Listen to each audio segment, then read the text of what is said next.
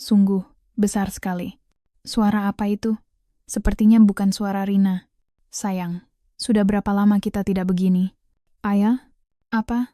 Sari? Kenapa? Kenapa ada suara ayah? Aku kira kamu ibu. Dan aku kira kamu suamiku. Tidak, ini tidak mungkin. Tapi semuanya sudah terlambat. Kami bukan lagi menantu dan ayah mertua. Jangan nyalakan lampunya. Kumohon. Baik, malam itu, di tengah kegelapan, dalam sebuah kesalahpahaman yang fatal, batas terlarang di antara kami telah runtuh. 3 tahun sudah pernikahanku berjalan. Namaku Sari. Usiaku 32 tahun. Dan aku bekerja sebagai seorang desainer grafis lepas. Suamiku Rian berusia 31 tahun dan bekerja sebagai manajer di sebuah perusahaan sekuritas. Ia pria yang kompeten dan pekerja keras. Awal pernikahan kami terasa begitu manis, penuh cinta dan harapan.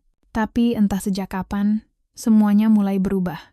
6 bulan yang lalu, Rian memberitahuku bahwa ia akan dipindah tugaskan ke kantor cabang di Singapura selama 2 tahun. 2 tahun? Lalu bagaimana denganku? Tanyaku saat itu. Maaf, sayang. Untuk sementara, aku harus pergi sendiri dulu. Mungkin setelah 6 bulan kamu bisa menyusul. Begitulah, ia pun pergi. Awalnya kami berjanji akan bertemu sebulan sekali, tapi kesibukan membuat janji itu tinggallah janji. Telepon kami semakin jarang, percakapan kami semakin singkat. Aku merasa kesepian. Di usiaku yang ke-32, aku memang sudah menikah, tapi rasanya seperti hidup sendiri. Hingga sebulan yang lalu, musibah lain datang. Apartemenku di kawasan Jakarta Barat mengalami kebocoran pipa yang parah dan harus direnovasi total selama 2 minggu. Aku bingung harus tinggal di mana. Orang tuaku tinggal di Surabaya, dan rasanya tidak enak jika harus menumpang di rumah teman.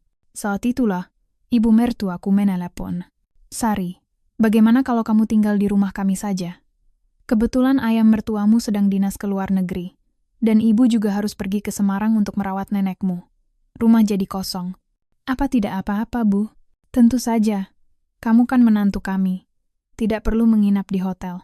Rumah mertuaku adalah sebuah apartemen mewah di kawasan elit Jakarta Selatan. Apartemen tempat suamiku dibesarkan. Ayah mertuaku Pak Jaya, berusia 59 tahun, seorang mantan eksekutif perusahaan yang berkarisma. Ibu mertuaku Bu Wita, berusia 56 tahun, wanita yang sangat baik dan perhatian. Hubunganku dengan mereka sangat baik. Bahkan terkadang aku merasa lebih nyaman bersama mereka daripada dengan orang tuaku sendiri. Aku pun pindah ke rumah mereka.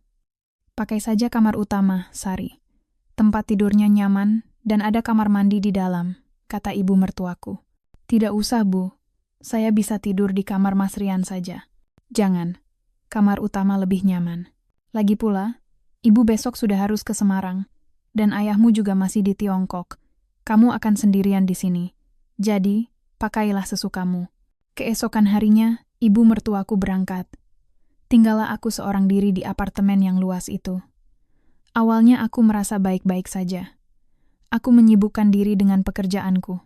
Tapi saat malam tiba, rasa sepi mulai menyergap. Ranjang di kamar utama ini terasa terlalu besar untukku sendiri. Aku teringat pada Rian. Sudah 6 bulan kami tidak bertemu, tidak pernah berpelukan. Aku merindukannya. Di usiaku yang sekarang, aku masih ingin merasakan cinta dan kehangatan. Tapi suamiku jauh di sana, sibuk dengan dunianya sendiri. Malam Jumat itu, aku baru saja menyelesaikan sebuah proyek besar. Tapi tak ada seorang pun yang bisa kuajak merayakannya. Aku mengirim pesan pada Rian, tapi setelah 1 jam, tak ada balasan. Aku merasa sesak. Aku membuka kulkas, melihat sebotol anggur merah. Mungkin segelas tidak apa-apa, pikirku. Aku duduk di sofa, menatap gemerlap lampu kota dari jendela. Berapa banyak orang yang hidup di gedung-gedung itu? Apakah mereka juga merasa kesepian sepertiku? Gelas pertama habis, lalu gelas kedua dan ketiga. Kepalaku mulai pusing, tubuhku terasa melayang. Aku meraih ponsel, masih tak ada balasan dari Rian. Air mataku jatuh. Aku menenggak anggur langsung dari botolnya. Aku terhuyung-huyung berjalan ke kamar. Aku bahkan tak punya tenaga untuk berganti pakaian. Aku hanya membuka resleting gaunku, lalu ambruk di atas ranjang. Dari bantal, tercium aroma lavender yang samar. Aroma parfum yang biasa dipakai ibu mertuaku. Aku juga memakai parfum yang sama, karena dulu ia yang merekomendasikannya. Aroma itu membuatku merasa nyaman. Aku menarik selimut dan terlelap dalam keadaan mabuk. Aku tidak tahu bahwa ayah mertuaku, yang seharusnya baru pulang minggu depan, ternyata jadwalnya dipercepat dan akan tiba di rumah malam itu juga. Aku tidak tahu bahwa ia akan mengira aku adalah istrinya. Dan aku tidak tahu bahwa malam itu sesuatu yang tak terbayangkan akan terjadi. Di Bandara Pudong, Shanghai, pukul 1 dini hari, aku, Jaya, baru saja akan kembali ke Jakarta. Perjalanan dinas yang seharusnya seminggu, tiba-tiba dibatalkan setelah 3 hari karena urusan internal perusahaan mitra. Aku segera memesan tiket penerbangan malam. Di dalam pesawat, aku menatap awan gelap dari jendela. Aku lelah. Usiaku sudah 59 tahun, tinggal setahun lagi menuju masa pensiun. Apa yang akan kulakukan setelah pensiun nanti? Hubunganku dengan istriku, Wita, sudah lama terasa hambar. 30 tahun pernikahan kami hanya tersisa kewajiban. Sudah lebih dari 5 tahun kami tidur di kamar terpisah. Aku kesepian.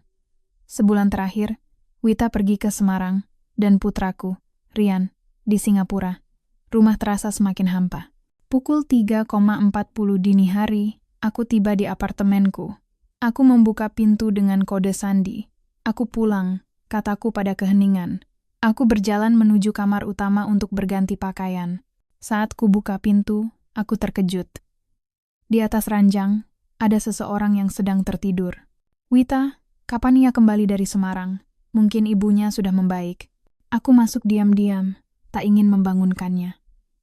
Saat mendekati ranjang, tercium aroma parfum lavender kesukaannya.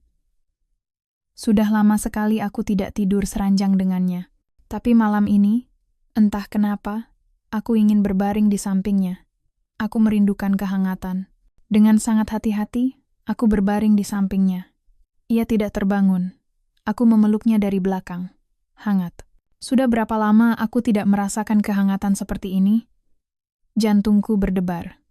Tanganku perlahan bergerak, mengelus pinggangnya. Ia sedikit menggeliat, tapi tak bangun. Sepertinya ia sangat lelah. Atau mungkin mabuk?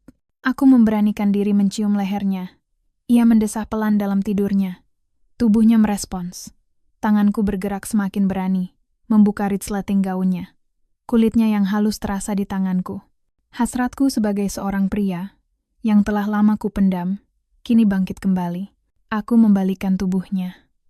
Dalam kegelapan, aku mencium bibirnya.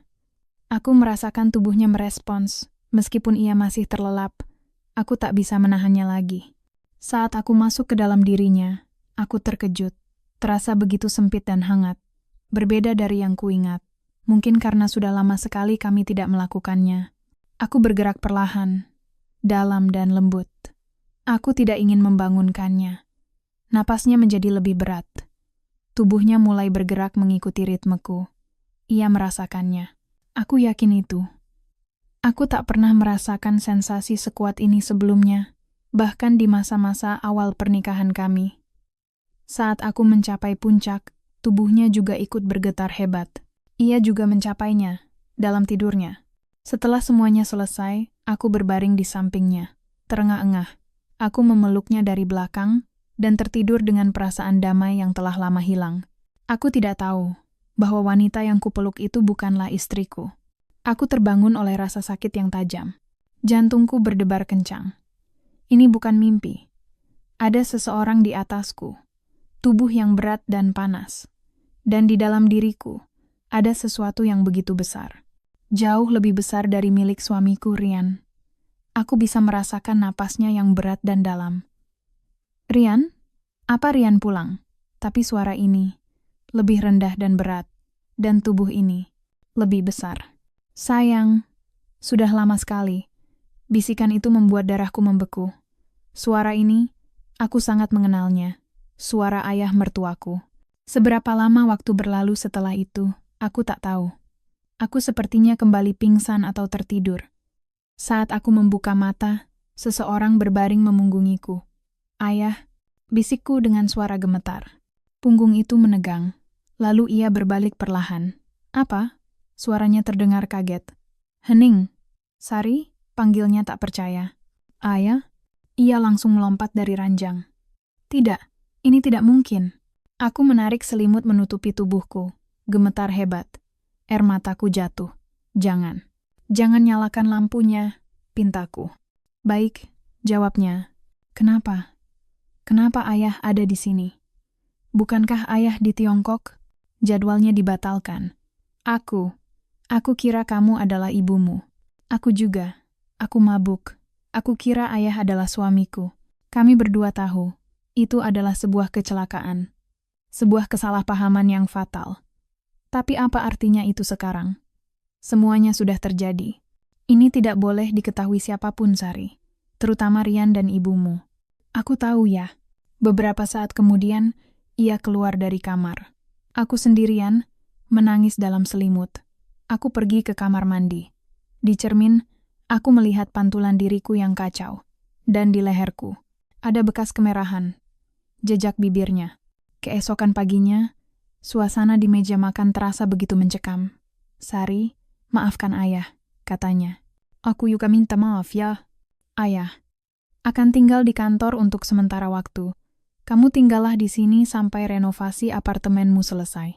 Itu adalah keputusannya untuk melindungiku, untuk menjaga jarak di antara kami. Setelah ia pergi, aku sendirian di apartemen yang luas itu.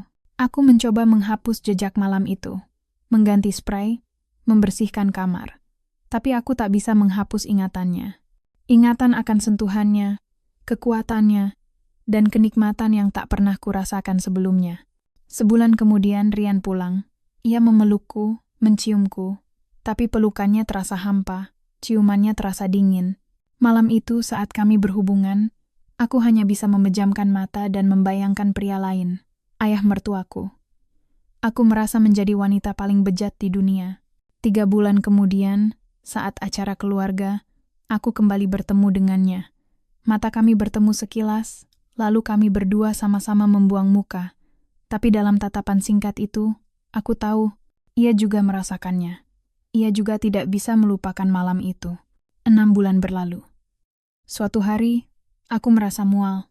Aku melakukan tes kehamilan. Hasilnya positif. Aku hamil. Tapi, anak siapa ini? Rian? Atau ayahnya? Aku tak tahu. Aku tak akan pernah tahu. Rahasia ini akan kubawa selamanya. Dan anak ini akan menjadi pengingat abadi akan kesalahan di malam itu.